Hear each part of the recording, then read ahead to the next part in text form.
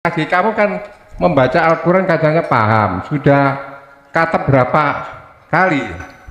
Sudah beberapa kali, Pak. Terus saya tanya, apakah kamu tahu makna dan arti alif, huruf alif itu?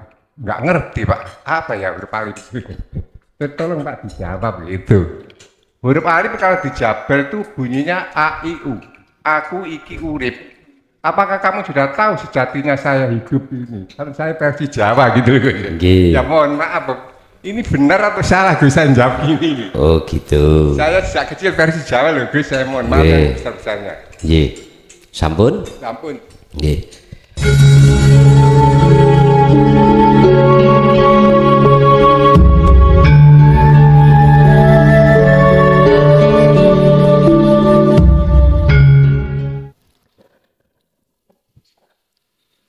Hadratul kiram dumateng para alim, para ulama, para kiai, sesepuh, bini sepuh, tokoh masyarakat, tokoh agama sewilayah Kabupaten Sutarjo, tepatnya di Kecamatan Krian, Desa Kraton.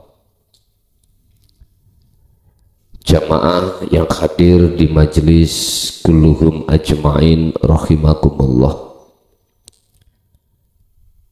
Puji syukur alhamdulillah kita dihadapkan Allah dalam kondisi iman dan ihsan di acara pada malam hari ini rutinan ngaji bareng setiap hari Ahad keempat di wilayah Keraton Krian Sutarjo. Untuk malam hari ini kita akan membahas di dalam surat An-Nahl ayat 2, di mana di situ ada hamba Allah yang dikehendaki dan dipilih oleh Allah untuk menerima wahyu, yang wahyu ini tidak lain dan tidak bukan hanyalah untuk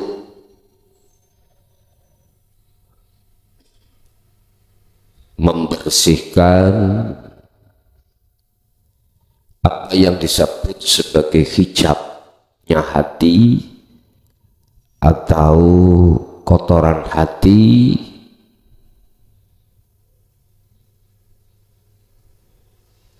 supaya betul-betul ruhaniyah itu terlepas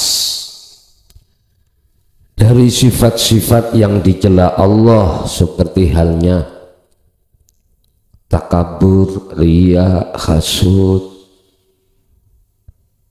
dan lain sebagainya.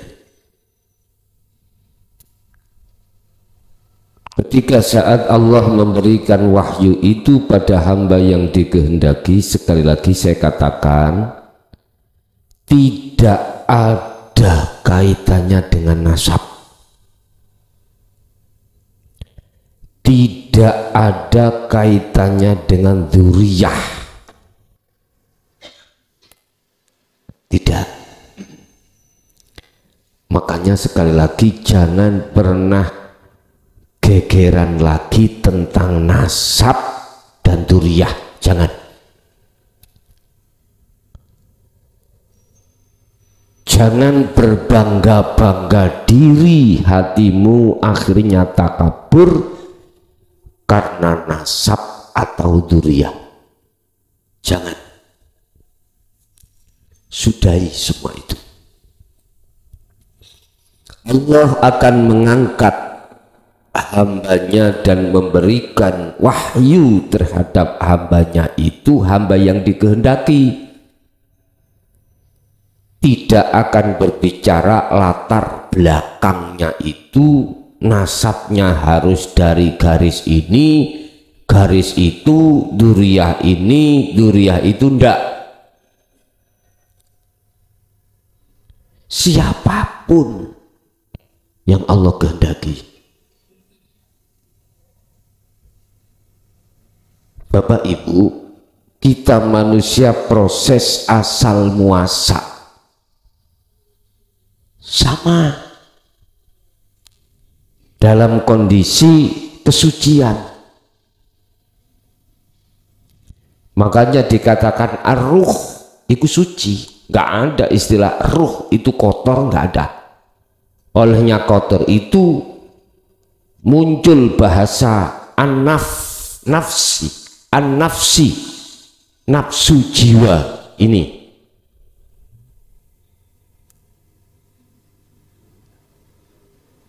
Setelah ruh itu disebut an-nafsi atau jiwa karena ruh itu terkontaminasi dengan duniawiyah. Di situ ada ayat yang untuk membebaskan si ruh disebut jiwa biar kembali ke ruh lagi.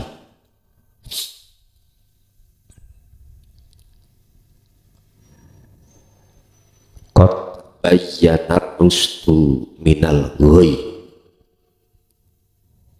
Di situ ada wahyu, yang wahyu itu akan mendidik ruhaniyah ini. Ini proses mereka yang nantinya ditunjuk Allah untuk menerima wahyu nanti. Ketika dia dididik oleh Allah tentang ajaran untuk pembebasan, trik pembebasan, sistem bagaimana pembebasan ruh dari nafas itu bagaimana, itu dia terima.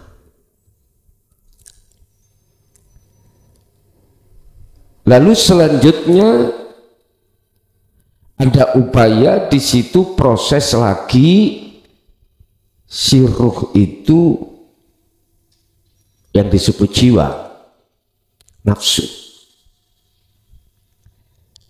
lepasan diri dari pengaruh-pengaruh nafsu. Nah inilah yang dimaksud Rasulullah dalam satu hadis tentang jihad yang besar. Saya tidak mengatakan secara fisik sekarang ada jihad besar di Palestina, tidak. Amin dia. Umat Islam dari berbagai bangsa, berbagai negara, negara di Timur Tengah. Negara ini, negara itu, punya kelompok ini, punya kelompok itu, merapat semuanya.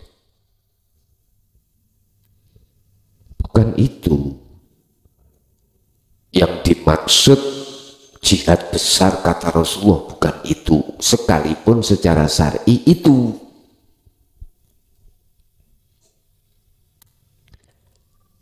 Mujahadatun nafsi inilah yang dimaksud Rasulullah, jihad besar setelah jihad kecil. Jihad kecil berarti secara fisik. Terlibatlah dia itu melakukan satu jihadun nafsi, jihad besar untuk pelepasan ruh dari sebutan jiwa atau nafsu. Tentunya Allah juga melengkapi senjata di dalam ruhaniyah itu. Itulah yang disebut sebagai syahadat hakikat. Dalam penerapannya ada di zikir sirul asror di pos su'aul basiroh ke ainul basiroh.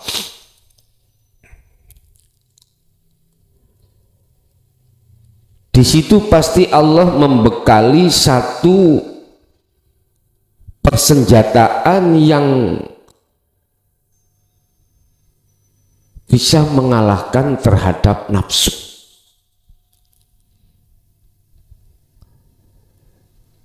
dan persenjataan itulah yang kumaksud buah dari nafi isbat. Kalau bahasa tauhid la ilaha illallah, buahnya itu bagaimana, memfungsikan itu bagaimana, ternyata dijawab anta wa ana. Ketika itu sudah dilakukan, maka disitulah hamba yang dimaksud dalam dalam surah An-Nahl ayat 2. Gak ada urusan nasab, tidak ada. Di situ nggak disebutkan dzurriyyah pun nggak ada. Di situ hanya dikatakan mayyasha, hamba yang dikehendaki. Bisa dia itu orangnya itu nggak mangku pondok, iya bisa. Dia nggak punya status, cuman dia tandanya adalah proses tadi yang kusebutkan. Yunazilu nurunake, Allah menurunkan al malaikata terhadap malaikat, biruhi lagi. Ruh itu dimaknani di dalam ayat ini adalah wahyu. Apa sih wahyu itu? Mungkin dalam dunia syariat kita kenal wahyu adalah hal-hal yang hanya tertuang di dalam Al-Qur'anul Karim. Nah, ngerti ya? Jadi wahyu itu kalamullah.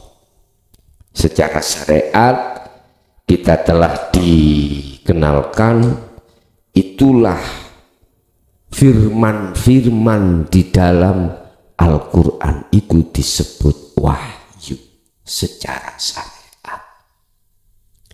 Tapi yang dimaksud An-Nahl ayat 2 ini bukan itu.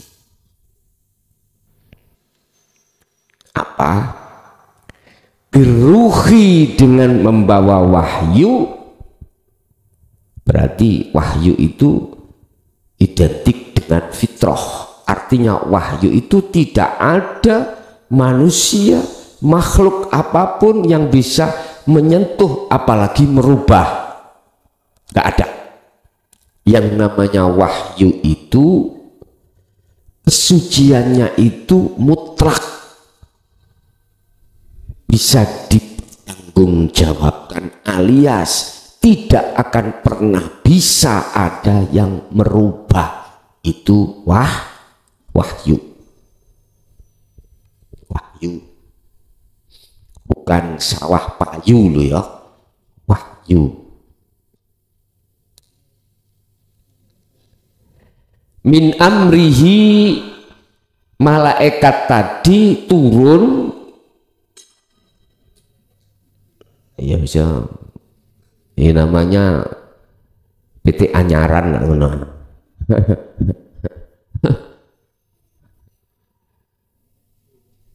dengan membawa perintah Allah,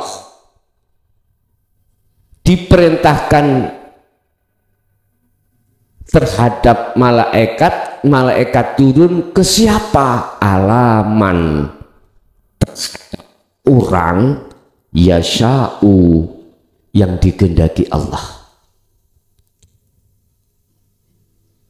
Isinya man min ibadihi, saking piro-piro kawulane Allah. Yes. Ibad iku identik, pembahasannya adalah insan. Allah memerintahkan terhadapnya dengan membawa wahyu untuk diberikan terhadap hamba yang dikehendaki. Jadi mohon maaf, yang Anda punya dzurriyyah jangan sombong. Punya nasab yang menurut umum itu nasab kewalian, jangan sombong. Belum tentu Anda yang dimaksud Allah dalam ayat ini. Nggak mungkin Allah akan memilih hambanya yang takabur, sombong, nggak mungkin. Namanya wahyu birruhi iku fitrah, mesti diletakkan terhadap wadah yang fitrah. Nggak mungkin dimasukkan hati seseorang yang penuh dengan riya, takabur, hasud, nggak mungkin. Man iku orang yang digendaki wadahnya, hatinya itu sudah bebas dari itu.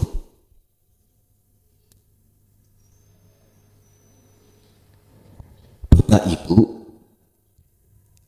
kalau sudah di ranah mayyasya min ibadihi, maka jenengan walaupun secara syariat gak ada hubungan nasab kewalian, dzurriyyah Rasul, jangan pesimis. Jangan pesimis. Kita tahu siapa bapaknya Nabi Ibrahim, tukang gawe berhala.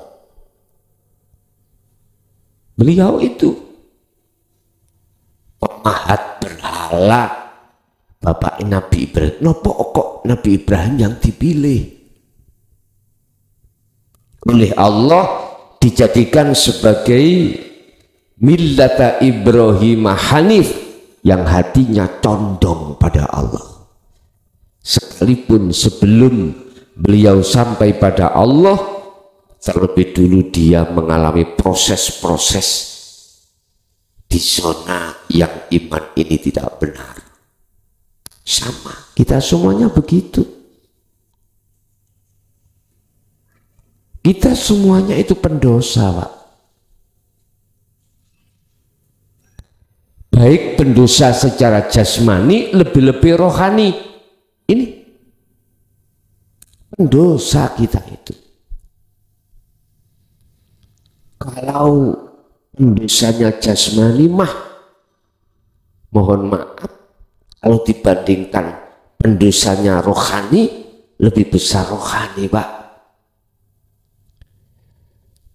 Bahasa sederhana, ngapurane molimo iku kecil kalau dibandingkan pengapurannya, pengampunannya apa? Dosanya rohaniah kita dengan menyekutukan Allah dengan yang lain. Beratan ini, Pak. Beratan ini. Tapi bukan berarti kesalahan jasmani itu terus kita abaikan. Ya enggak, Pak. Tetap kita harus lebih berhati-hati. Apalagi jenengan sudah diproses Allah di dalam masa pensucian diri dari iman selain Allah. Ini ya, tetap di situ kita harus ngerteake, memperhatikan etika baik secara jasmani, lebih-lebih rohani. Untuk apa si hamba itu diberikan wahyu, dan wahyu yang bagaimana yang dimaksud? Anziru, supaya jenengan iki ngelingake, memberikan seruan, memberikan peringatan terhadap yang lain terkait iman yang selama ini rohaniah kita sebagai pendosa. sebagai pendosa. Hubungan kesalahan rohaninya kita cuma satu, Pak. Mengadakan selain Allah di dalam diri kita. Itu. Ya bunaya, anak putuku, la tusyrik billah. Jangan ada di dalam hatimu ada satu iman terkait selain aku, selain Allah. Ini kalau kita tarik ya bunaya ini dari sisi syariat berarti Luqman. Luqman berarti manusia. Ada nih?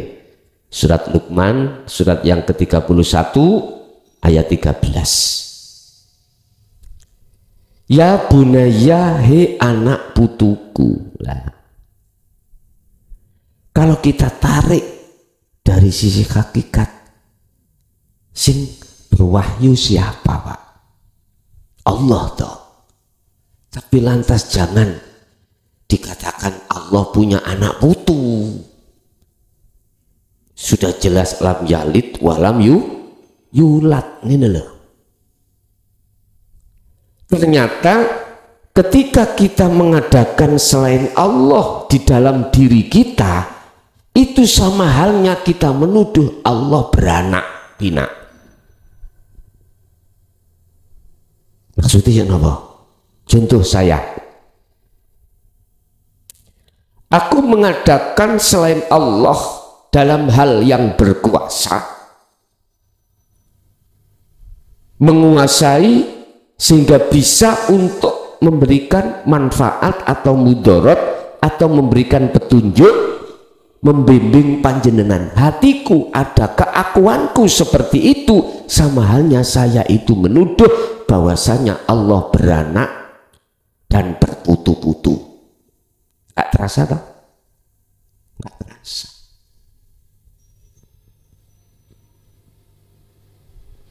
Ini saya. La tusyrik, jangan kau menyekutukan billahi terhadap Allah dengan selain Allah. Padahal sudah dijelaskan.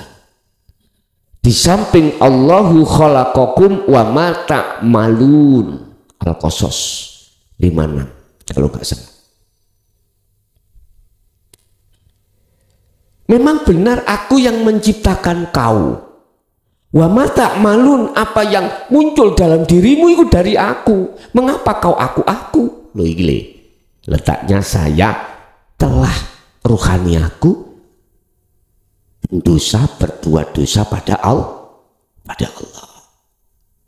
Ini yang tidak disampaikan di tengah masyarakat, alias tertutup keterangan ini. Akhirnya kita masyarakat imannya pokok, iman kita delurung, iman kita nyasar. Kalau iman kita sudah nyasar, otomatis pujaan sampean juga ikut nyasar. Mesti mujo sampean itu terhadap siapa yang kau tuduh yang melakukan. Si A misalnya mukhlason, berarti pujaanmu terhadap mukhlason. Padahal jelas-jelas sudah dikatakan sifat kita sebagai makhluk ikulah haula wala quwata. Jelas lupa ini. Mulai sejak kita kecil, SD, SMP, SMA, dididik tentang la haula wala quwata illa billah. Tapi pelaksanaan rohania kita tidak sampai di situ. Karena apa? Syirik khafi ini loh ditutup-tutupi. Keterangan untuk membedah, memahamkan terhadap masyarakat tentang syirik khafi ini nggak begitu ada, nggak begitu mau yang menjelaskan di tengah masyarakat, baik secara umum, secara khusus, lebih-lebih secara umum. khusus pun masih memakai bahasa kinayah. Ini persoalannya. Kita sudah didengar istana. Kita itu sudah dengar istana, Pak. Sudah. Kemarin saya dapat telepon. Hati-hati. Hati-hati. Saya juga lebih berhati-hati. Letak kehati-hatian kita adalah jangan sampai pernah jatuhnya iman kita itu pada makhluk. Titik. Sebab dikatakan inna syirka, sesungguhnya manakala jatuhnya imanmu itu di dalam terhadap selain Allah, maka ikulah zulmun azim. Iki Pak, bahasa kitab kalau sudah mengatakan kalimah diawali dengan lam li faedah taukid, faedah menguatkan, gak main-main. Lah zulmun adim, maka yepi sungguh hatimu gelap. Buktinya gelap, kita jatuhnya pujaan puji itu terhadap selain. Kan sudah jelas Pak, ning Quran bolak-balik diomong, titik mawon. Ayo pujamu nanti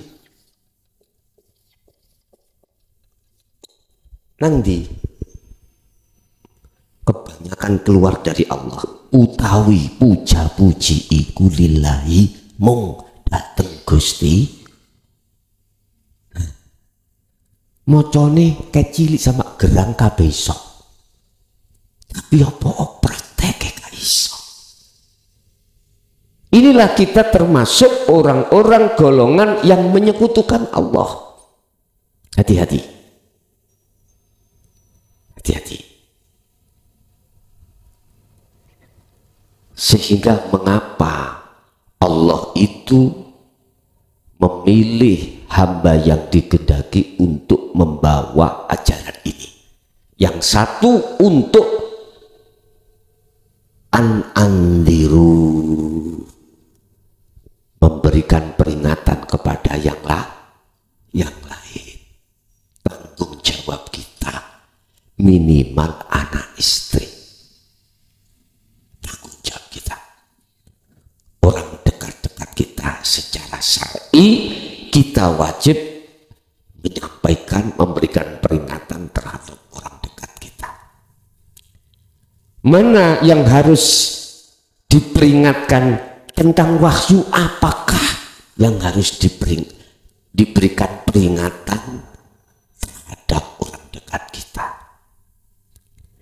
Rupane annahu satemene wahyu atau ruh di depan itu la ilaha illa ana. Tidak ada Tuhan yang wajib kau sembah, kau puja, kau puji, kau saksikan illa ana, kecuali aku. Artinya bimbingan anak bojomu untuk mengartikan, memahamkan tentang anak. Ini maksudnya. Dan atau bimbingan anak bojomu, orang dekat kita minimal, supaya rohaniahnya itu tinggalkan iman selain Allah. Dengan begitu maka ke anak sampai ke makrifat, kesucian. Mumpung kita masih ada waktu, berapa tahun ini Pak? 2 tahun lagi ya, 2 tahun lagi. Sudah dikasih Allah tanda Palestina. Udah, sana. Tidak sedikit orang Indonesia yang berangkat ke sana, bergabung dengan para mujahid-mujahid yang lain.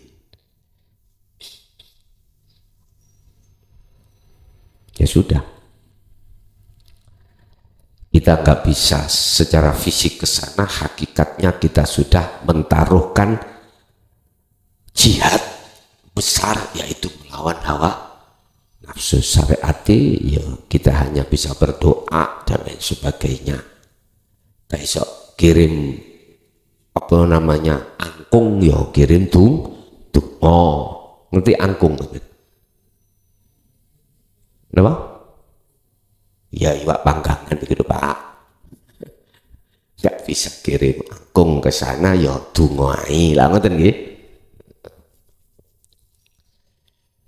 Bila mana di dalam dirimu tertanam jihad secara syariat, terus berangkat ke sana sih, itu hakmu. Karena akhul muslim wal muslim.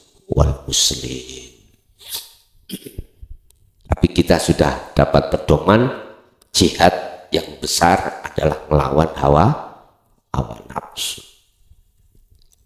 Tapi pertanyaannya, apakah itu nanti secara syariat akan bisa merantak itu, menyebar terhadap Asia? Kalau Allah menghendaki ya pasti bisa terjadi Pak. Ya toh ya. Mana Allah nggak bisa, suka-suka Allah.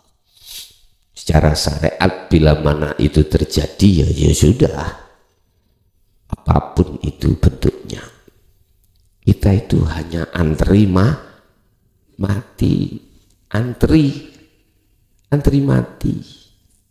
Ngapain terus kita itu marah-marah, berselang pendapat gara-gara sesuatu akhirnya sama-sama sakit hati? Ngapain sih? Nggak ada manfaatnya. Makanya kalau rukun kan penak Pak ya, enak rukun. Kemarin itu tadi malam saya ngaji di Candi, kok ya Gusti Allah memberikan ayat salone sound system iku tengah-tengah iku bengung, terus jamaah itu terasa nggak nyaman. Pas kok iyo pembahasannya tentang la haula wala quwata illa billah, akhirnya gak sido muring-muring. nggak jadi muring-muring. Mau niku mau uring-uring tukang sound operator, akhirnya gak jadi. Sebab miturut jenengan Pak Bu, gak mungkin pengin salon itu ngereng lah ngoten nggih. Sing ngeson ya gak kepingin salon itu ngereng. Tapi Allah ngadepno iku. Sampai kadang-kadang hakikate metu ning syariat. Cak banti ngene salone iku ngoten. Lha ya wis, artinya disuruh merubah kodok ben takdirnya itu gak seperti itu. Diubah kodoknya Pak, diubah akhirnya takdirnya tidak sama dengan yang awal pun. Maksud daripada wahyu la ilaha illa ana di situ, wajib setiap diri kita yang diembani oleh Allah tentang wahyu yang diturunkan oleh Allah itu sampai pada kemakrifatan. Jadi mohon maaf, status makrifat itu Pak Bu ya, gak harus dimiliki orang-orang yang punya nasab yang kita anggap secara syariat itu aulia. Nggak. Dan juga tidak mengurangi rasa hormat. Status makrifat itu tidak hanya dimiliki harus pada dzurriyyah kanjeng Nabi yang disebut habaib. Sekarang banyak Pak ngaku-ngaku habaib lah ngoten nggih. tapi pendidikannya, ajarannya tidak mencerminkan kerasulan Muhammad. Saya nggak miris, iki habaib bener opo tah abal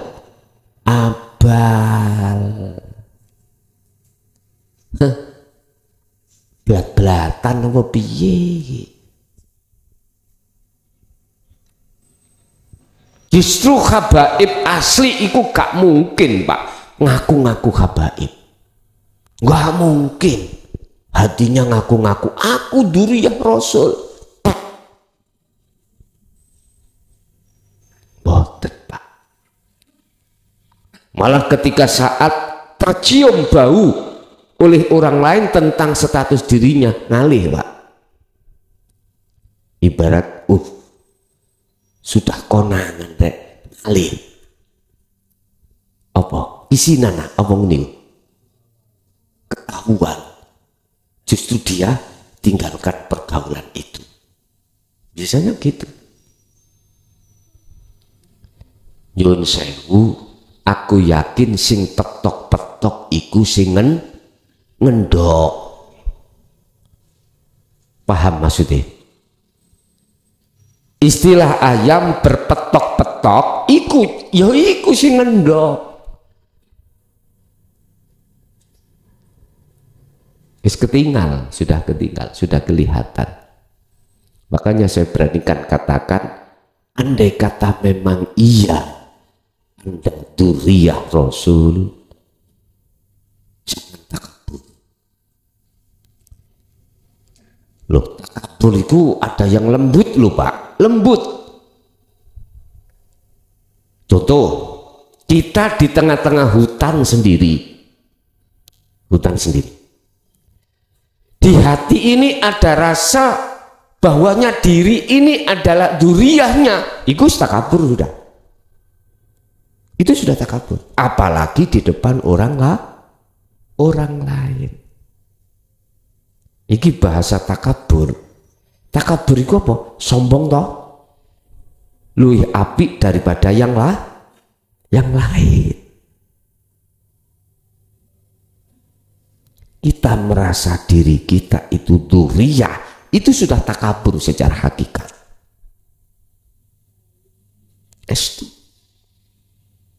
Apalagi kita pertontonkan terhadap umat. Kuadrat ini pol kuadrate.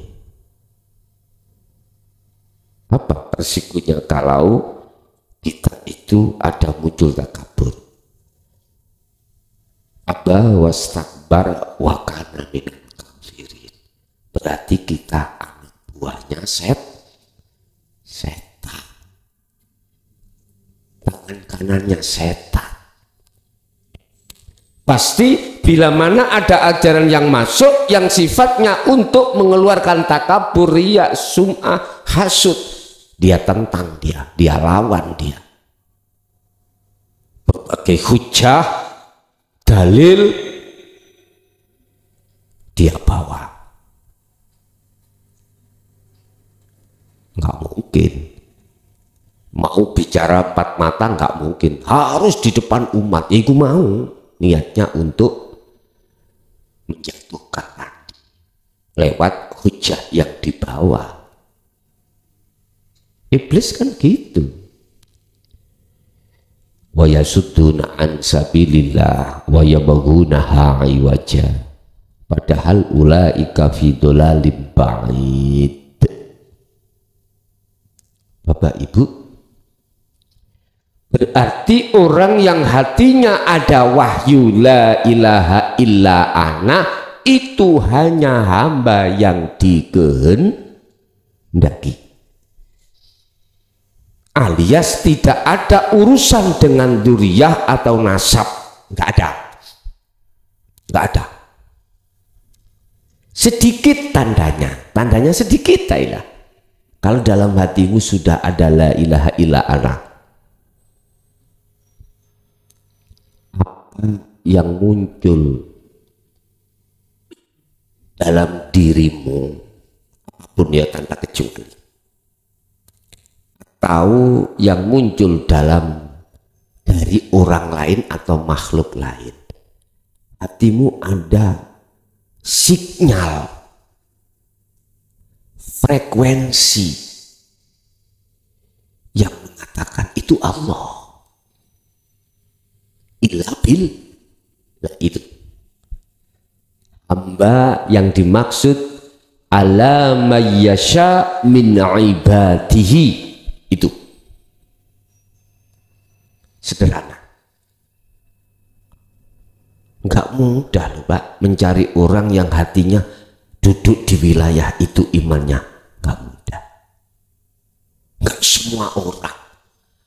Allah meletakkan ruh atau wahyu, yang dimaksud wahyu itu la ilaha illa ana, itu hanya pada hati hamba yang sudah tidak ada iman selain Allah. Coba sampai lihat kan kealiman ilmu fuqaha, balaghah mantek, nahwu sorob, ketika menyampaikan makalah-makalah, mohon maaf, kalau tidak ada la ilaha illa ana dalam hatinya, takabur dok Pak, riak. Bahaya ini, bahaya untuk umat yang tidak ada la ilaha illa ananya, pasti tersedot. Apa tersedot ya? Tertarik, pasti tertarik Pak, pasti ketarik. Tapi jenengan berhubung frekuensinya tidak ada di situ, gak nyambung. Artinya gimana? Gini, gak mudah sampai ikut tertipu. Walaupun 3 hal yang diserukan oleh nafsu di situ dan tangan-tangan nafsu apa? Yastakhibunal hayatad dunya alal akhirah, membikin Anda beriman pada selain Allah. Kalau sudah masuk selain Allah, maka alal akhirah, melalaikan kebenaran, iman yang sebenar-benarnya. Sapa sing ngaji mukhlaso, dewi mukhlaso, teman bersumpah atas nama Allah, sing ngaji mukhlaso, ya ketarik tahu. Hatinya nggak bisa melihat Allahnya yang berperan di situ, nggak bisa. 2, wa yasudduna an sabilillah. Walaupun Anda ini ya sudah mulai masuk pembelajaran tentang la ilaha illa anta, supaya bisa sampai ke ana, dan juga jenengan yang sudah sampai ke ana pasti dihalang-halangi dengan berbagai cara. Ya sudduna an sabilillah.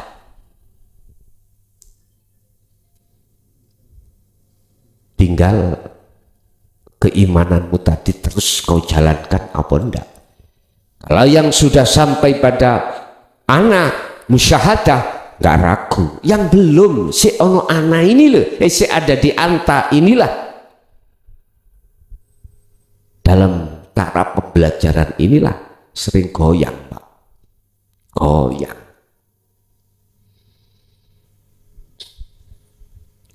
Mau gak percaya aku gak dikasih, percaya aku iki salah imanku, bingung Pak. Mau gak percaya saya dibenci, disisihkan dari pergaulan, disuruh keluar dari rumah, disuruh pulang ke rumah mertua, pulang ke rumahnya,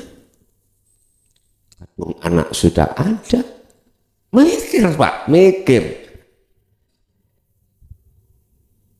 Kalau tidak percaya aku dijauh copot jabat aku.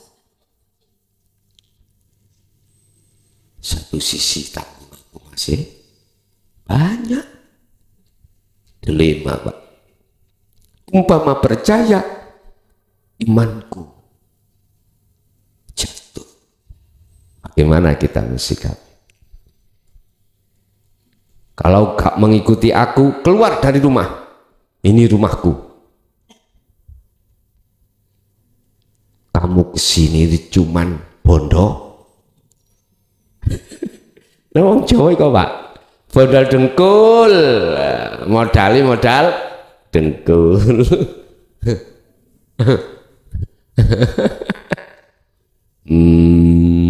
Mikir, Pak. Terus bagaimana kita bersikap? Sebab ada, Pak, jamaah yang sudah ngubungi aku. Gus, kalau nek ngaji nang sampai nek konangan dipegat.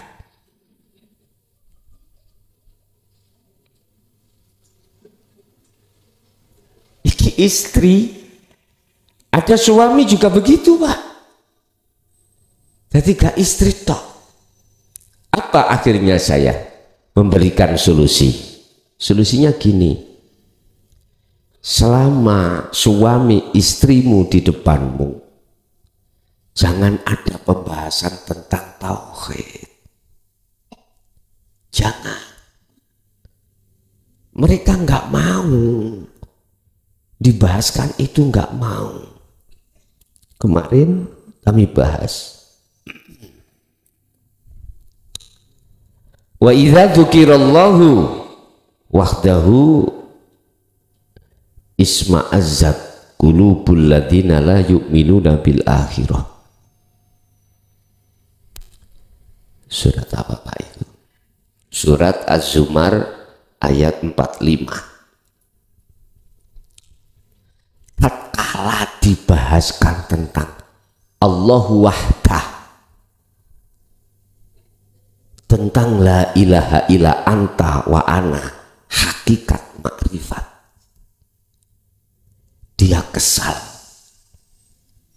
ista'azzat, isma'azzat, hatinya itu kesal. Kabeh Allah, anak bojomu kok kayak panganan Allah, gak nyambut gawe. Tetapi ketika saat wa idza dzukiral ladzina min dunihi, tatkalanya dibahas tentang masalah duniawiyah, idzan tumata anhum, utawi mereka iku yastabsyirun, senang. Lah terus ya apa? Ya udah, di depan dia kau jangan bicara tauhid.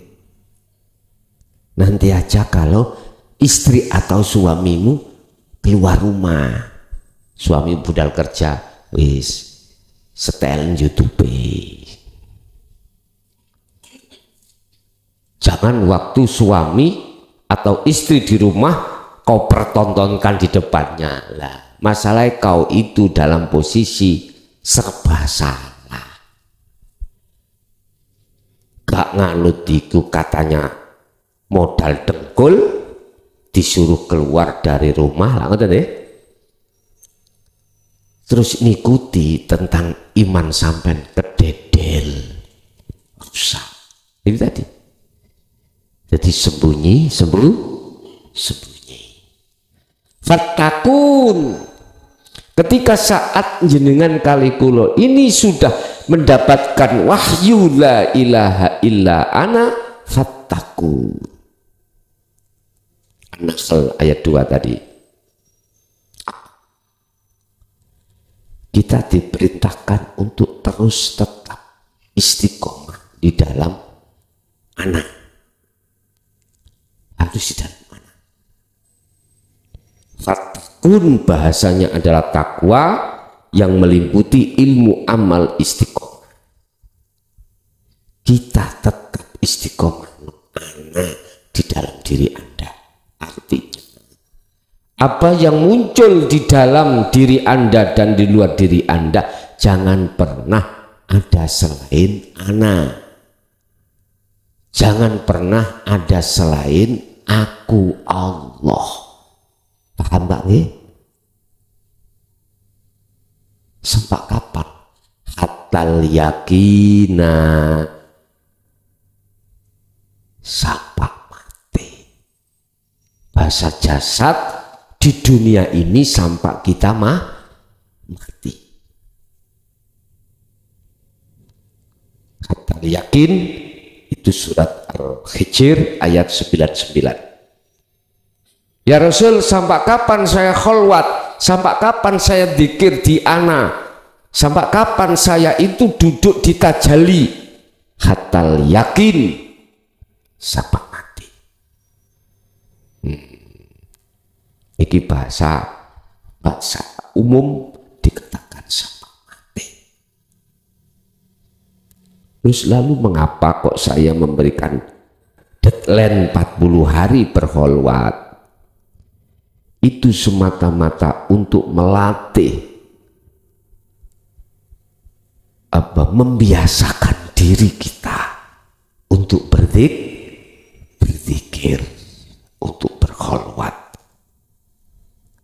sehingga sampai saya katakan jikalau 40 hari 40 malam belum ada tanda-tanda ana di dalam hatimu, lanjutkan, tambahi lagi 40 hari lagi.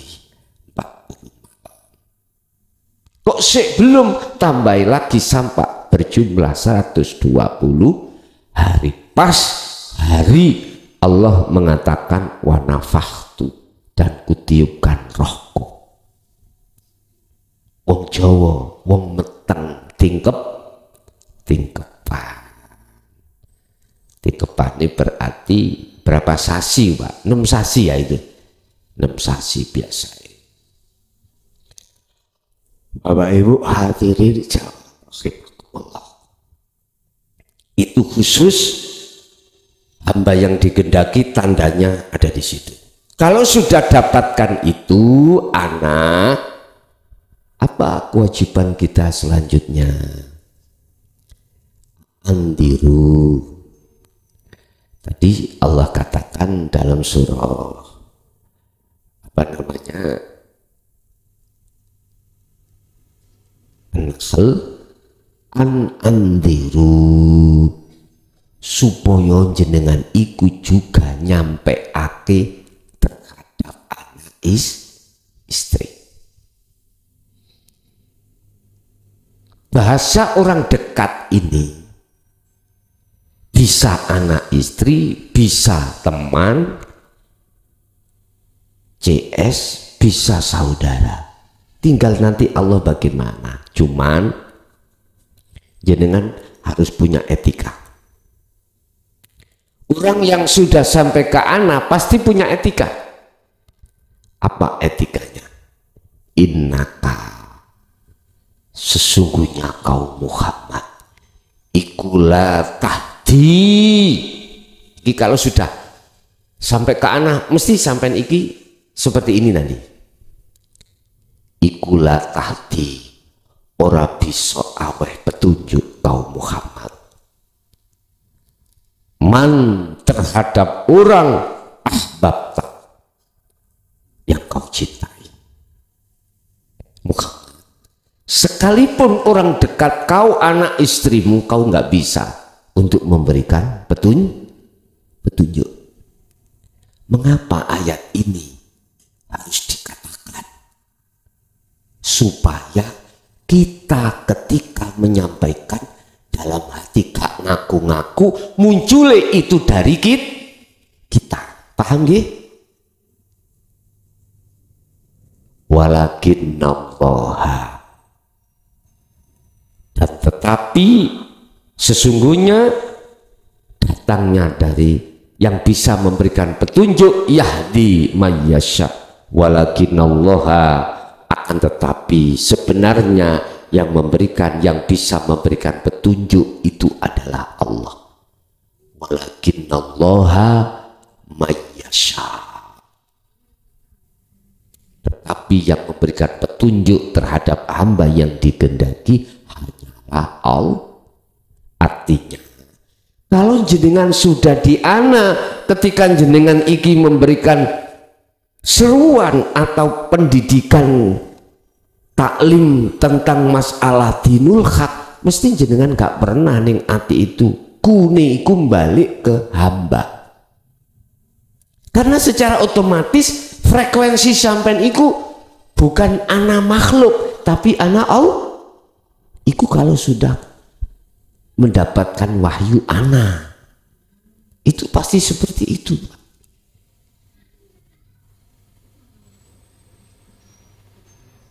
Otomatis toh jenengan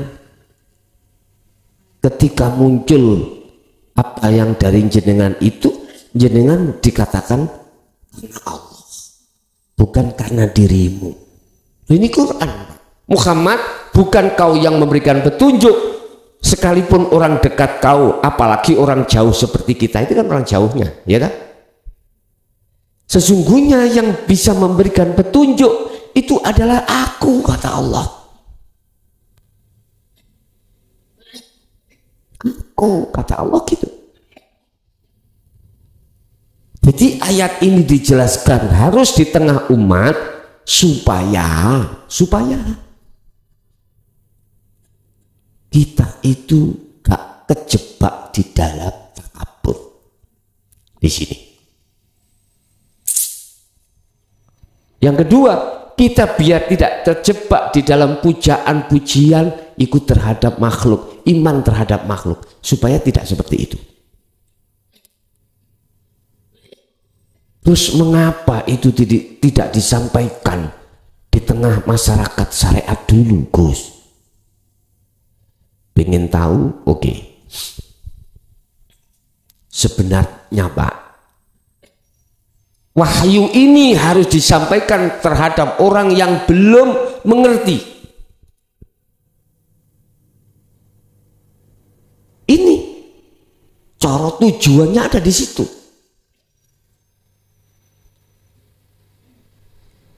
Ilmu didatangkan itu khusus untuk orang yang belum mengerti. Lah, kok ya di situ ada yang sudah mengerti?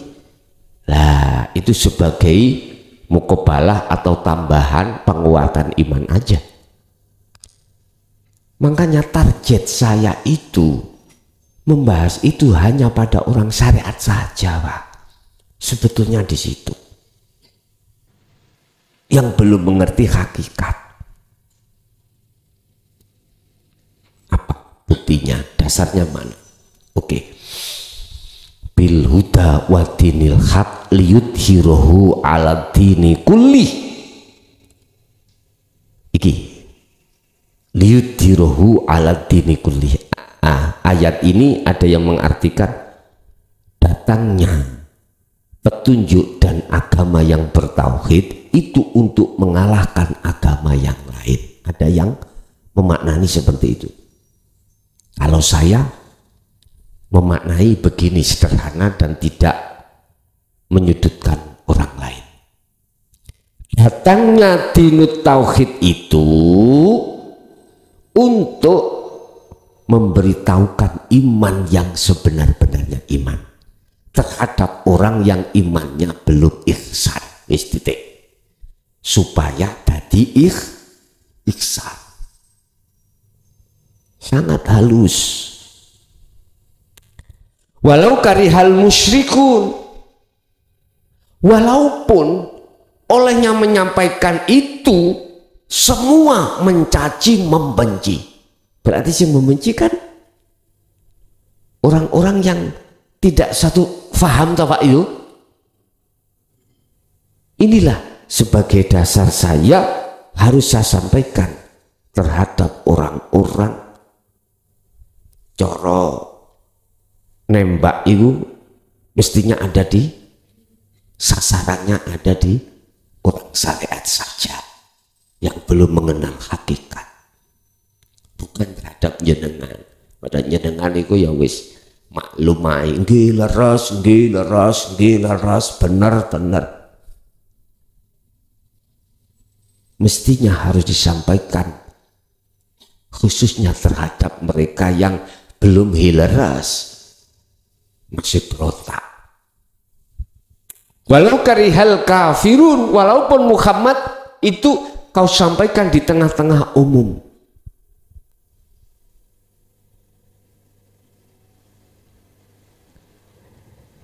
dan itu juga terjadi terhadap diri beliau. Nabi Ibrahim resikonya dibakar, Nabi Muhammad resikonya dibunuh, cuman gak sampai terbunuh. Di kaum kafir Quraisy, Abu Jahal, Abu Lahab merencanakan musyawarah besar untuk membunuh Muhammad.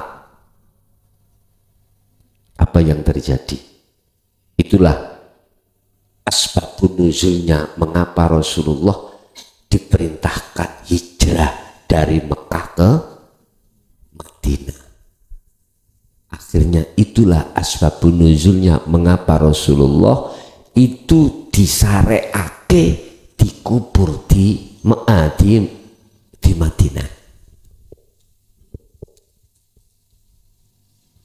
Karena di Mekah itu kumpulan-kumpulan orang-orang jahat. Artinya orang yang hatinya jahat pada Allah, berbentuk mengadakan iman selain Allah, gak mungkin dikubur ning gunung. Hijrah substansinya hijrah subjeknya itu muhajirin, berarti orang yang pindah dari tempat kotor menuju tempat fitrah. Orang yang tinggalkan iman selain Allah menuju hanya iman pada Allah. Akhirnya di Madinah muncullah kelompok yang namanya Ansor. Mengapa disebut Ansor? Karena beliau menolong ketika saat dikejar-kejar orang kafir Quraisy Mekah. Loh, di dalamnya kaum Ansor iku ada pendeta Pak, Nasrani juga. Tapi betul-betul dia itu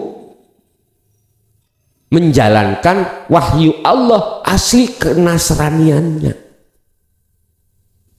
Kalau kitab Injil aslinya. Nah, Hukus berarti Injil saiki bukan aslinya. Aku gak ngomong gitu kok.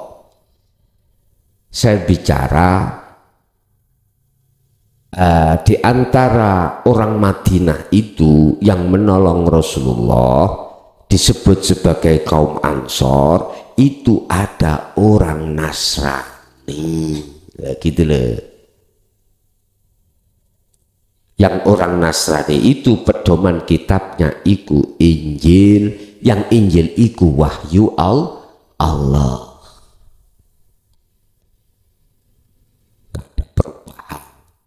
Gak ada yang bisa merubah Pak. Kalau sudah disebut wahyu birruh itu terjamin. Jadi gak ada yang bisa merubah, itu gak ada. Bapak Ibu, akhirnya beliau saat wafatnya itu ada di Madinah. Sama dengan kita saat ada di wilayah iman pada selain Allah, kita mengenal iman hanya pada Allah, tantangannya luar biasa. Luar biasa. Dari istri, dari suami, orang dekat jenengan yang belum ada di situ, bagaimana komentarnya? Sungguh menyakitkan bila dirasa. Lihat, menyakitkan. Hei, gurumu tahu gendeng. Nek ku ngikuti awakmu malah gendeng kuadrat. Wis macem-macem. Wa yabghunaha iwaja mereka akan berusaha untuk membengkokkan imanmu yang sudah berjalan lurus. Macam-macam dengan berbagai cara dan berbagai propaganda yang akan dilakukan. Itu pasti. Berat memang, tapi bukan berarti beratnya itu Anda tidak terus hijrah. Tidak, tetap harus hijrah. Pindah dari iman yang tadinya selain Allah, iki hanya beriman selain terhadap Allah. Ini kemarin kami kedatangan orang Nasrani, Pak. Sekarang sudah di pondok. Wis aku gak buka apa sejarahnya dia, gak usah. Yang jelas dia bertobat, ingin menata hatinya pada Tuhan. Sama Pak, Robbakum setelah mendapatkan wahyu dalam hatinya surat Az-Zumar ayat 54. Wa anibu ila rabbikum wa aslimu lahu min qabli ayyatiyakumul adzabu summa la tunsarun. Jikalau kau meninggalmu sebelum kau kembali kepada Tuhanmu, artinya sisa umur hidup kita tinggal berapa, kita sia-siakan untuk berkasih mesra terhadap selain Allah, akhirnya kita meninggal belum sempat kembali kepada Tuhan, maka sumalatun sorun, gak akan pernah mendapatkan pertolongan rohaniah ini. Tersesat, kalau bahasa syariat, masuk di alam barzah dalam keadaan tersiksa, apalagi besok alam akhirat. Udah. Kemarin minggu datang perempuan.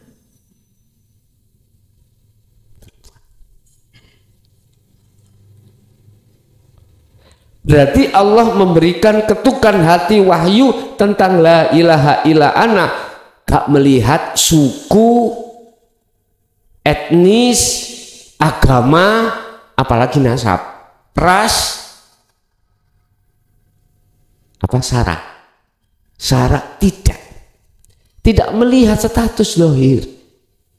Bahkuwi kuman keturunan nabi, nasabmu wali atau tidak. Makanya ayatnya min ibadihi itu.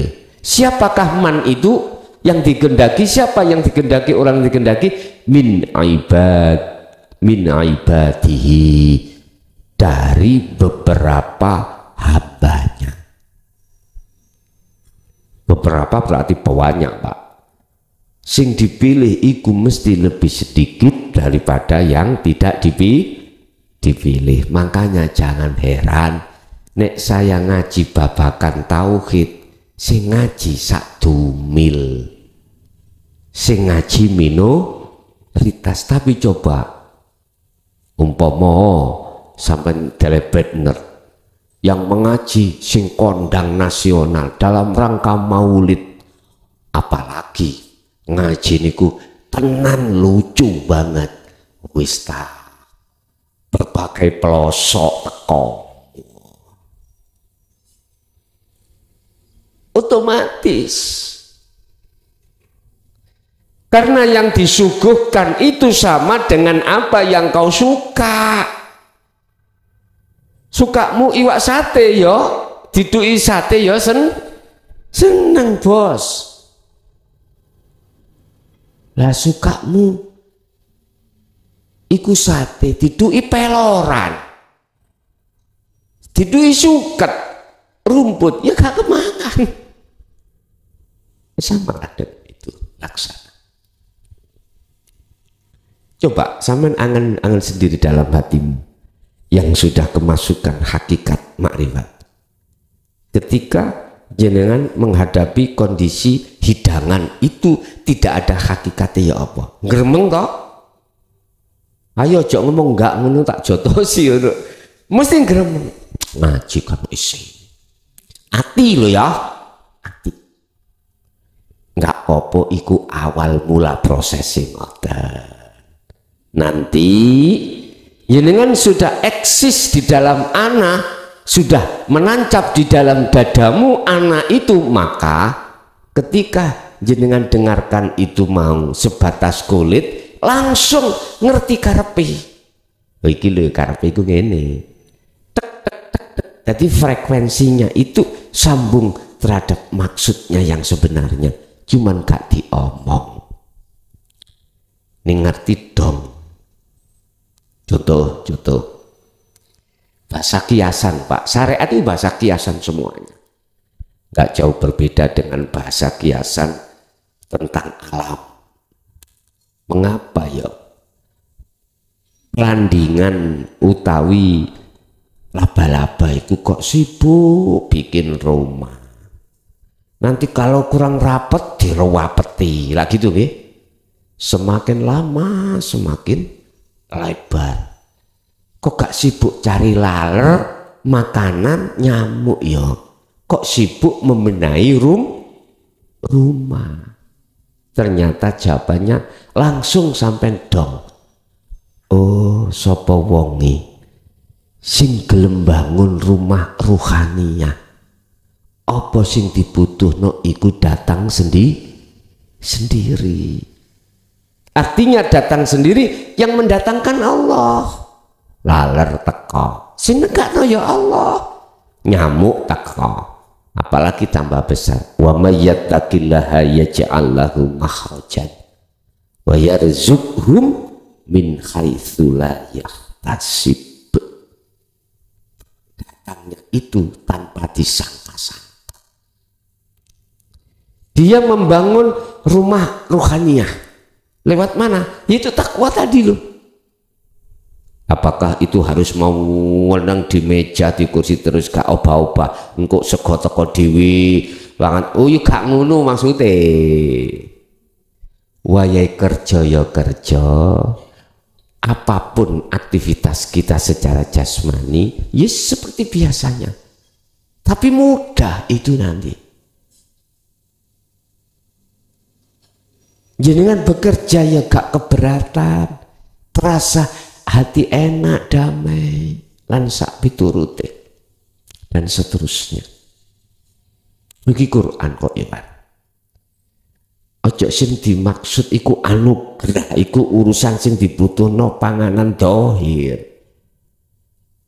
Wa yarzuqhum min haitsu la yahtasib, ini bisa diartikan anugerah tidak hanya yang dibutuhkan jasmani tetapi juga rohani. Bentuk anugerah rohani itu apa? Mudahnya jenengan selalu bertemu Allah. Itu loh anugerah. Bapak Ibu hadirin jamaah rahimakumullah. Kalau toh yang dimaksud surat An-Nahl ayat 2 ini hamba yang dikehendaki saja yang mendapatkan ana la ilaha illa anta, terus selanjutnya kita itu bagaimana? Di situ ada ayat Pak, andiru, sampai ikuti apa gerakan hati sampean.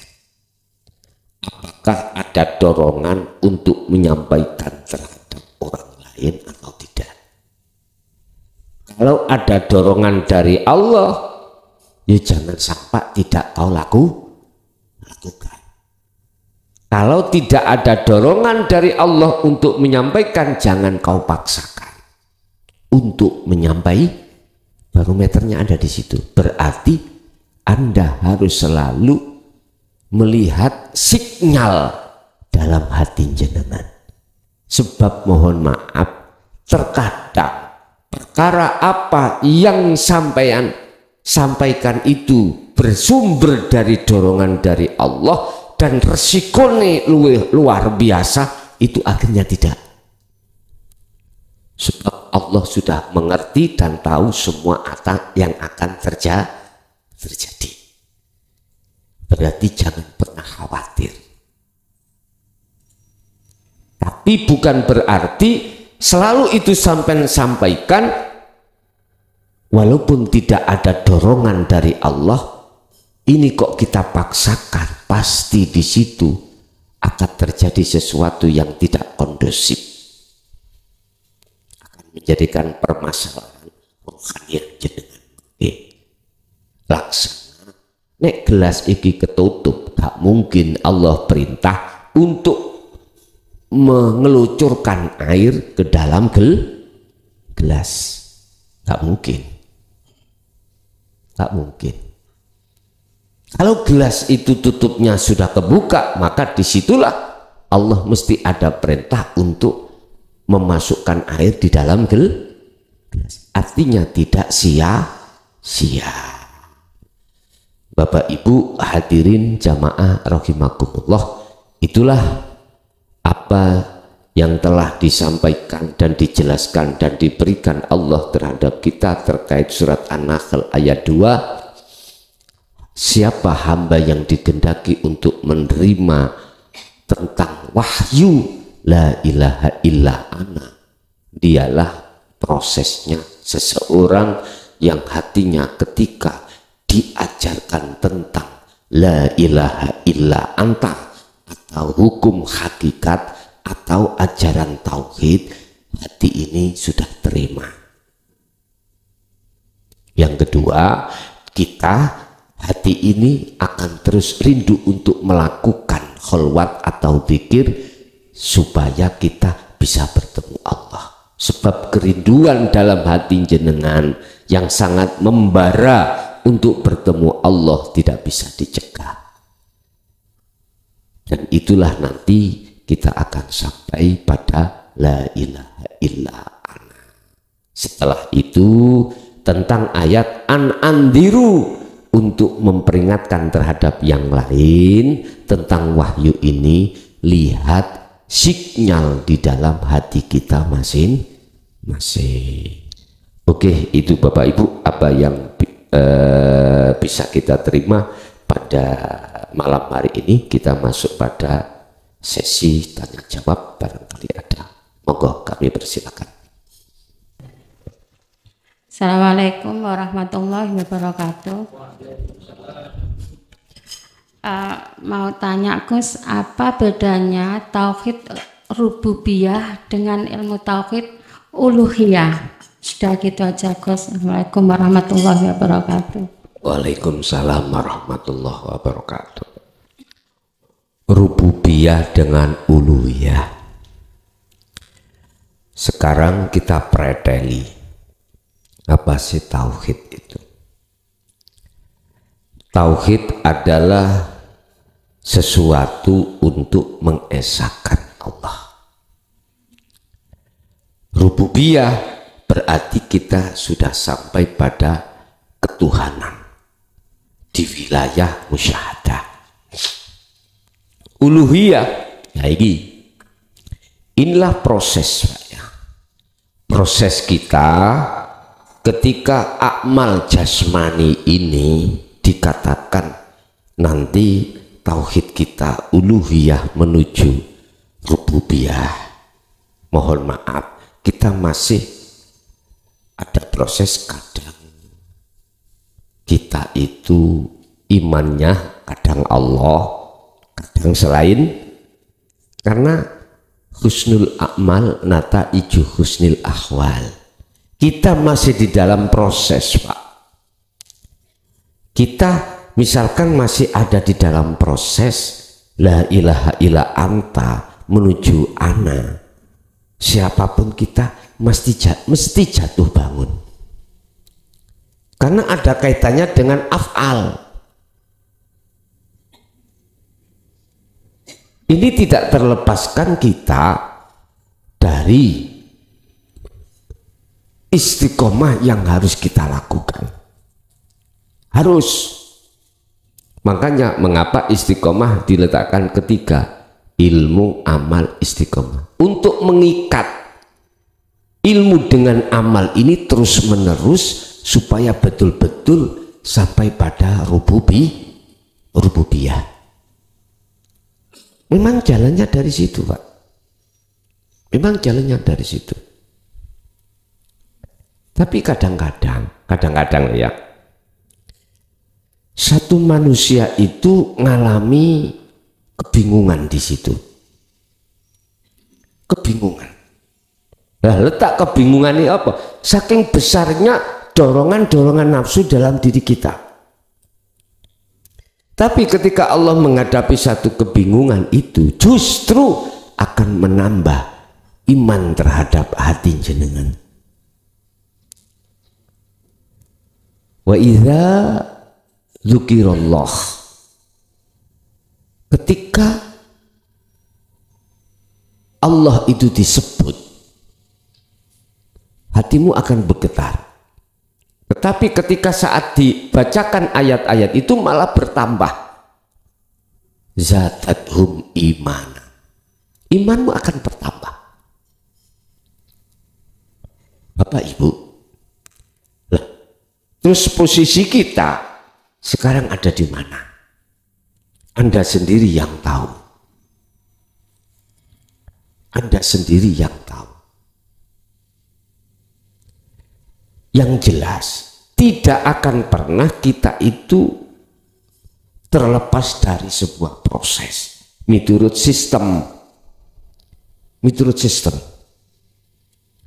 Nggak mungkin jenengan tiba-tiba itu bisa langsung naiki sepeda motor tanpa ada belajar terlebih dahulu. Nggak mungkin. Orang yang membonceng orang yang tidak pernah naik sepeda dengan membonceng orang yang biasa naik sepeda, beda, Pak. Beda banget. Coba sampean gonceng orang yang tidak pernah dia itu naik sepeda, lungguin ku bingung no. Iso. Ya seperti itulah. Kadang-kadang saking takutnya ya, panger murid kau wecoki. Jenengan yang nyetir biasa boleh angin. Coba yang sudah terlatih numpak sepeda, enak. Apalagi yang mau ngerangkul.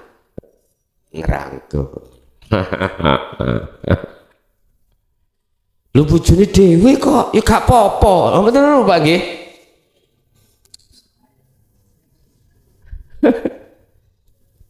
Nyun sewu, lebih baik mana hati gendeng pada Allah ambek gendeng nang sakliyane Allah. Gendeng nang Allah toh. Kalau begitu jangan kau cegah istri suamimu ngaji, babakan ngaji sing gendeng no ati, biarin. Lah ya Gus, bojo kula niku lho sejak ngaji nang sampean, sakniki kok gak njalukan. Itu proses Pak, memang.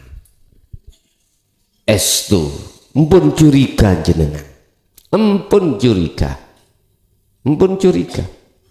karena siapapun dibuka ning hikam. Ketika saat hambaku sudah melakukan perjalanan menuju dan bertemu aku, maka akan kupisahkan ruhnya dengan kesenangan dunia.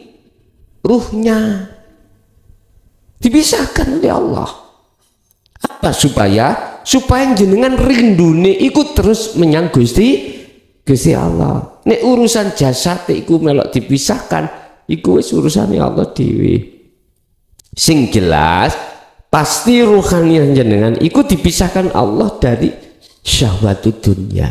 Itu pasti Pak. Itu sudah ketetapan. Siapa yang berjalan ke arah barat semakin jauh, arah timur yang ditinggalkan, otomatis sudah. Estu dhisik jenengan sik ket kemanten anyar. Sing dicintai ya istri dan suami. Tapi coba nek wis duwe anak, ayo ngomong ngalih nang lu memang ikut hukum alam, Pak.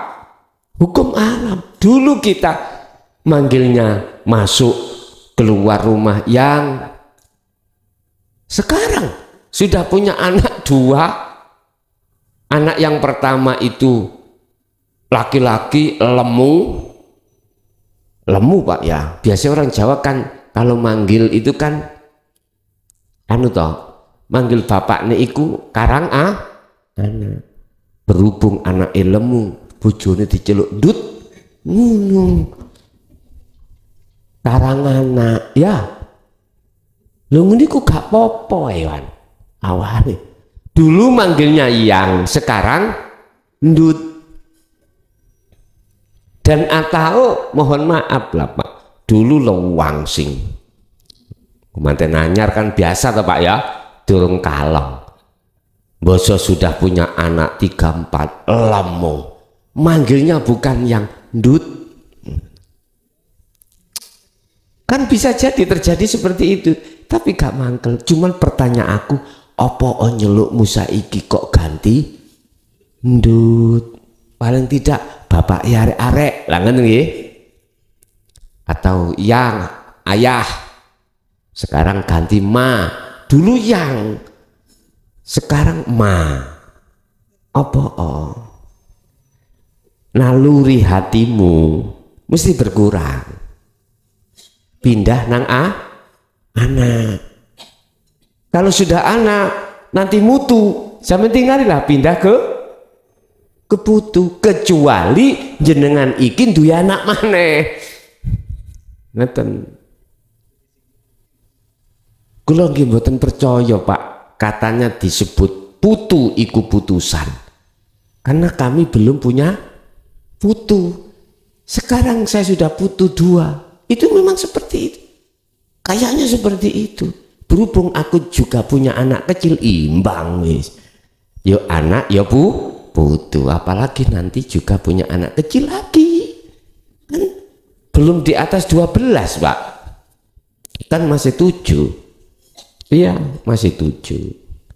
Saya dulu itu dibilangin sama orang tua, abahmu iki anake 12, kuisuk nek hanya 12, harus di atas 12. Aku yang mikir, saya pikir Pak, itu kok gak keruntelan kayak cendil lah.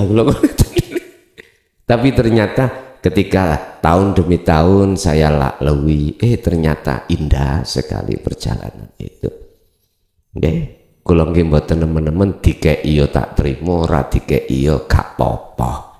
Pun manut mawon. Jadi tauhid uluhiyah dan tauhid rububiyah itu adalah sebagai proses perjalanan kita tahalli menuju tajalli.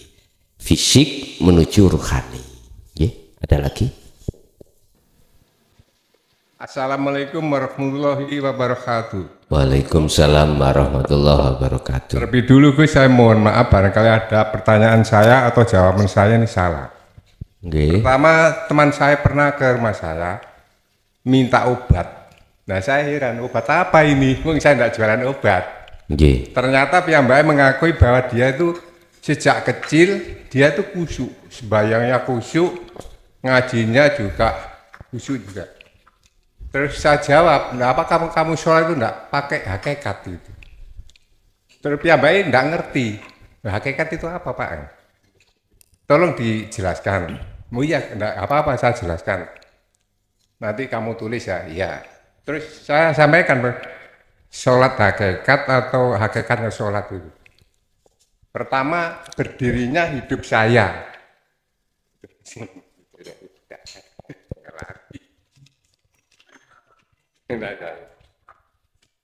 Berdirinya hidup saya, rukunya penglihatan saya, iktidanya pendengaran saya, sujudnya penghirupan saya, bacaannya ayat pembicaraan saya, duduknya tetapnya iman saya, terus takiyatnya mantapnya tauhid saya. ujiannya keluar masuk napas saya, pikirnya ingat-ingat saya, kiblatnya madep mantep ening dateng ngarsane Gusti Allah, terus salamnya makrifat Islam saya. Nah ini betul atau salah Gus? Saya nggak ngerti. Karena saya kan versi Jawa gitu. Nggih. Nah mohon di anu kegusan ini. Bon. Nah yang keduanya Gus, ini saya terus saya tanya lagi, kamu kan membaca Al-Quran katanya paham, sudah kata berapa kali? Sudah beberapa kali. Terus saya tanya, apakah kamu tahu makna dan arti alif, huruf alif itu? Nggak ngerti Pak, apa ya huruf alif itu? Tolong Pak dijawab itu. Huruf alif kalau dijabel itu bunyinya A, I, U. Aku, iki, urip. Apakah kamu sudah tahu sejatinya saya hidup ini? Kan saya versi Jawa gitu loh. Ya mohon maaf, ini benar atau salah Gus saya jawab ini? Oh gitu. Saya sejak kecil versi Jawa loh Gus, saya mohon maaf yang besar-besarnya. Sampun? Sampun. Kalau bahasa saya, anak tadi kan sering muncul. Itu manakala saya yang dimaksud adalah kesayangannya Allah. La ilaha illa ana, maka benar. Cuman dulu di dalam ilmu sejati itu kejawen gak tidur. Saya juga inilah yang dimaksud surat nopo tadi, Allahu wahdah itu ada di situ. Jadi jawab pertanyaan 1 dan 2 dan jawaban 1, nah saya jelaskan biar gampang untuk diterima oleh segenap khayala umum. Gini, aku nih hamba iku kudu dilepas dulu baru muncul akunya Allah. Rasa rumongso diri kita hamba yang ngapa-ngapain iku kudu dilepas, setelah itu baru rasa rumongso akune Allah akan terjadi. Kul ja'al haqqu wa zahaqal batil innal batila kana zahuqa.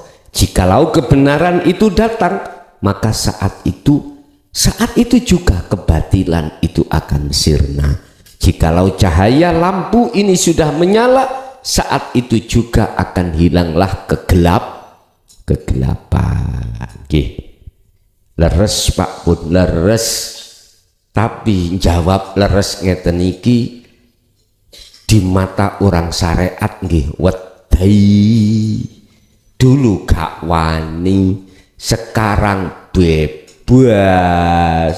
Leres Bun. Nggih, ada lagi?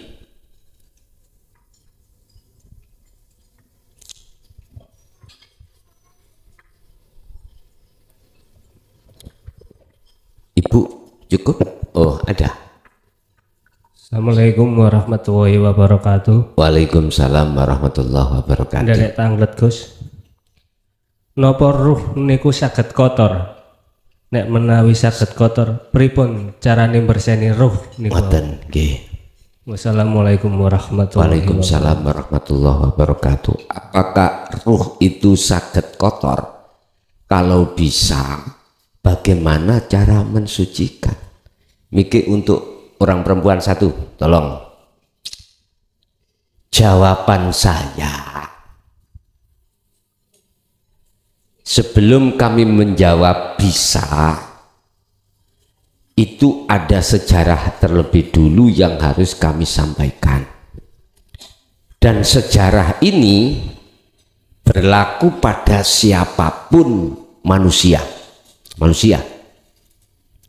Walaupun itu Nabi Adam, sampai kita sebagai putu Nabi Adam, anak putunya Nabi Adam, ngalami seperti hal ini.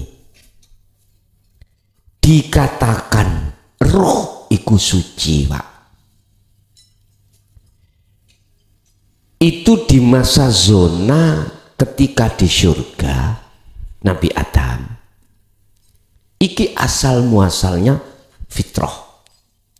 Disebut ruh dalam diri kita iku fitrah. Saat zona jenengan iki di dalam nukot goib sampai akil balik. Nukot goib berarti di dalam zaman azali sampai jenengan iki dilahirkan ke dunia sampai akil balik iki zona fitrah, makanya disebut ruh.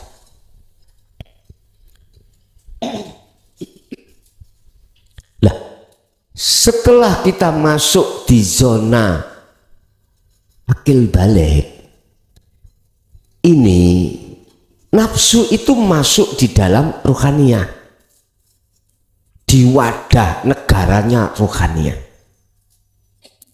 Apa maksud tujuannya ruh? Menyesatkan anak putu Adam. Kalau kita kembali, kita tarik kepada Nabi Adam, berarti iblis iku nggodho Adam bagaimana sekiranya mau mendekati pohon huldi dan memakan buah cerita di dalam Al-Quran kisahnya terjadi toh Pak. Akhirnya Nabi Adam diusir dari surga ke dunia. Artinya kita kena bujuk rayuannya nafsu. Lewat apakah nafsu membujuk kita? Hubbus syahawah wa zuyyina linnasi hubbus syahawah.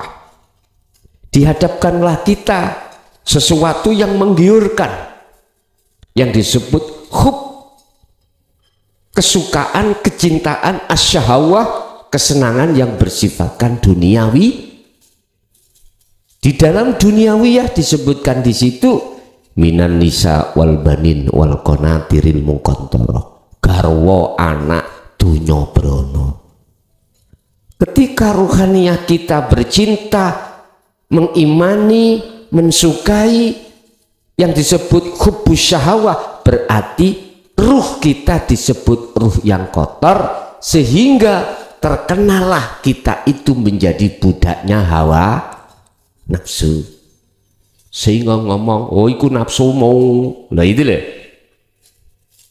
sebetulnya ruh ini dalam kondisi suci, asin disebut ruh iku harus suci. Sehingga ada yang ngomong nek kalau roh nek kalau nafsu yo gak mangan, nek kalau nafsu yo gak iso kelon. Lah ngono nggih, nek kalau nafsu lah wis. Sekarang solusinya bagaimana kita untuk mensucikan ruh dari nafsu, dari kotorane ruh yang tadi disebut nafsu hubbus syahawah. Jawabannya di dalam surah Az-Zumar ayat 17-18. Jenengan diperintahkan mengikuti Kanjeng Rasul, ajarane alladzina yastami'unal qaul 18. Kita harus mendengarkan, menerima ajaran Rasulullah di jalur dinu tauhid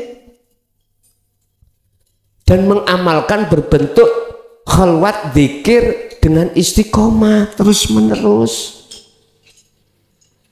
Dengan begitulah nanti jenengan itu akan bisa berpisah dengan apa yang mengotori hati sampean kali kula. Lah, untuk perpisahan itu di dalam surat Al-Baqarah ayat 256. Barang siapa wa may yakfur bit tauhid, meninggalkan tauhid berarti kotoran hati, kotoran roh, ya wa yu'min billah, dia akan mengalami satu kesucian. Imannya tadinya selain Allah, sekarang hanya pada Allah. Yang tadinya kita tidak bisa sampai pada Allah, sekarang sudah sampai pada Allah. Karena ada pengajaran apa pengajarannya?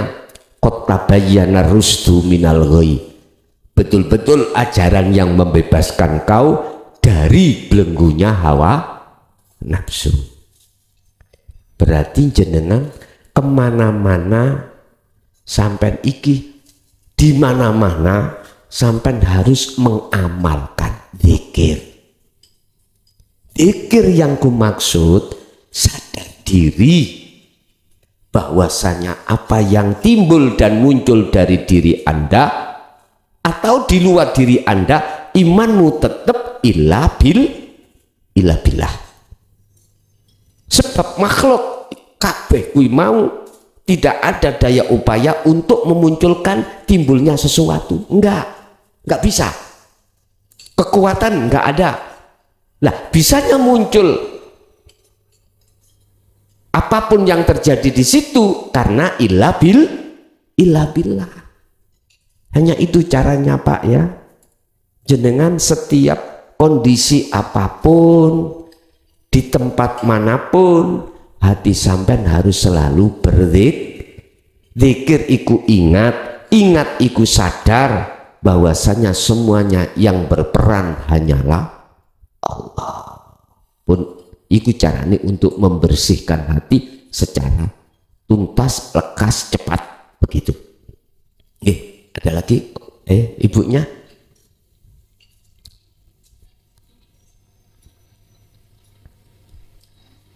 Ibu Kaisa ngerti. Assalamualaikum warahmatullahi wabarakatuh. Waalaikumsalam warahmatullahi wabarakatuh. Ada yang bilang kalau sudah makrifat atau liko, dzikir itu tidak usah diingat-ingat, otomatis akan berjalan sendiri. Diumpamakan seperti kita dengan ayah kita, kan sudah tahu yaitu ayah kita. Berarti kan sudah tidak diingat-ingat. Betul. Apakah tidak bertentangan dengan ayat wa'bud rabbaka al yakin niku wau, Gus? Terus dua, ada ayat al insanu sri wa sirri sifatuhu wa sifatul ghairi. Yang disebut dari ayat niku hakikatnya dos pundi, Gus? Matur suwun. Waalaikumsalam warahmatullahi wabarakatuh. Waalaikumsalam warahmatullahi wabarakatuh. Kalimat makrifat itu sudah tinggalkan, itu namanya zikir. Kalau zikir yang dimaksud adalah, mohon maaf, apakah ingat-ingat? Zikir kan bahasa Arab toh, Pak, artinya ingat. Kalau sudah sampai pada makrifat, ya harus sudah lepas dari zikir. Zikir yang dimaksud ingat-ingat.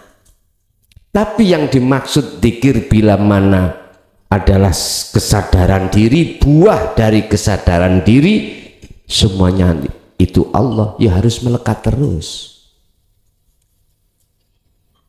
Jadi beda tipis, Pak. Zikir dengan makrifat itu beda tipis. Bedanya di mana? Kalau yang dimaksud zikir adalah sadar diri bahwasanya semua adalah Allah, maka ini ya memang sudah apa? Sudah kita tinggalkan. Sadar diri ya. Kalau sudah dikatakan makrifat, itu sudah tidak ada kesadaran diri, buah. Jadi jadinya buah atas sadar diri tadilah disebut makrifat. Sama dengan kita sudah di makrifat sini, sudah sampai di sini, ya tak? Sudah sampai di sini, hakikat tujuan kita kan di musola al-mahfud, ya tak? Kalau sudah di sini sudah makrifat, semuanya sudah kita tinggalkan. Sebab nyatane hakikat adalah disebut makrifat. Cuman persoalannya jenengan ono ada di musola al-mahfud terus apa ndak? Kembali pulang apa ndak? Lah nek kembali pulang yo pakein sepedamu, pakein syariatmu, pakein thariqahmu, pakein hakikatmu. Kemana? Pulang.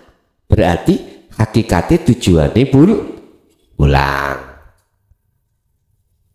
Jadi orang yang sudah makrifat, apakah makrifat itu dia terus ada di situ, gak diturunkan lagi? Ya lihat, itu haknya Allah, haknya Allah. secara batiniah, walaupun dohiriyah sampai diletakkan di alam mukhadharah atau alam kasyafah, hakikatnya Anda masih ada di alam musyahadah. Itu kalau sudah betul-betul jenengan ikut di al-maksum. Kalau ndak, ya semudun sak roe mudun nanggone alam kasyaf utawa alam mukhadharah. Akhirnya diceluk maneh munggah. Akhirnya jenengan bawa hakikat nuju makrifat. Kalau masih dalam perjalanan, ya sik kanggo Pak syariat thariqahmu. Tapi kalau sudah sampai tujuan, parkir. Nanti mudun maneh dipakai maneh. Artinya segala aktivitas kita setiap hari itu bermacam-macam. Dihadapkan ini, dihadapkan itu. Bila mana kita masih di bawah maksum, itu masih jatuh bangun. Artinya ruh itu mudun ke kasyaf, mudun ke mukhadharah, diperintahkan Allah naika. Begitulah terus menerus. Sehingga Allah katakan fa aina ma tuwallu fatamma wajhullah. Apapun yang kau hadapi kondisi, depanmu itu ada wajah Allah. Karepe dikongkon terus, balik maneh. Metu balik maneh. Mlebu balik maneh. Yes, itu yang pertama. Untuk yang kedua, terkait masalah apa yang ada di dunia, itu adalah rahasia Allah. Tapi bagi Anda bukan rahasia. Sudah tidak menjadi rahasia. Sebab dikatakan rahasia atau gaib itu karena kau belum membaca, belum membuka dari rahasia yang tertutup. Sehingga mohon maaf, mengapa dunia dan seisinya itu sebagai rahasia Allah? Itu bagi sopo? Ya bagi orang-orang yang hatinya belum sampai pada Allah. Mungkin jenengan dulu pernah pacaran. Zaman jenengan dulu mungkin tahun 70 Pak ya. Mungkin 80 ke bawah. Itu memakai pelantara. PTT Mak Jomblang. Nulis surat Assalamualaikum. Wis. Surat ini mesti jenengan lem kertas. Tolong ya gemeh nokai. Anda yang menghantar belum buka isi daripada surat, berarti rahasia buat Anda. Rahasia. Jenengan jadi PTT gitu ya. Tapi bagi yang mengantar, bagi yang pacar sing maringi apa ya?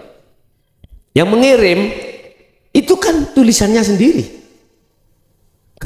gak jadi rahasia bagi jenengan yang mengirim, yang itu loh, yang menulis. Lah, pingin sampai gak jadi rahasia, sebelum sampai kasihkan surat itu, bukaan dulu. Buka lim-limane diwaca. Oh, karepe besok itu janjian. Ketemuan ning alun-alun jam 7. Wis sampean kupuh lim maneh. Sampean sebelum memberikan kepada si doinya, perempuannya, ketemu teman sampean, apa iku? Amplop rahasia. Bagi teman sampean gak tahu toh, iku rahasia memang. Tapi bagi jenengan sing mengantar, nggak rahasia. Jadi gini loh Pak, Allah itu rahasia buat siapa dan tidak rahasia buat siapa. Memang apa isi dunia itu rahasia Allah. Bahkan ada ayat innallaha ya'lamu ma fis sudur. Bagi orang yang sudah tidak rahasia bagi Allah, Allah sudah nggak rahasia, nggak gaib lagi, sudah hakul mubin, nyata. Maka sesungguhnya Allah itu mengetahui segala hal apapun yang ada di dalam dada kita. Itu maksudnya adalah Allah itu sudah tidak rahasia lagi dari Anda. Terus mengapa kok ya dikasih kalimat dunia dan seisinya adalah rahasia Allah? Itu proses bagi mereka yang belum tahu. Makanya jenengan sholat iku kok ya rahasia, Allah iku rahasia tertutup ya, karena mohon maaf proses kita masih menjadi orang buta. Kalau sudah tidak gak buta pasti akan nyata. Begitu. Nggih. Cukup? Nggih. Buat Bapak Ibu hadirin jamaah rahimakumullah, itu apa yang bisa kita terima dari Allah. Semua apa yang terjadi jadikanlah sebagai sebuah ilmu yang manfaat dan barokah terhadap keluarga kita, anak putu kita ila yaumil qiyamah. Lahumul Fatihah.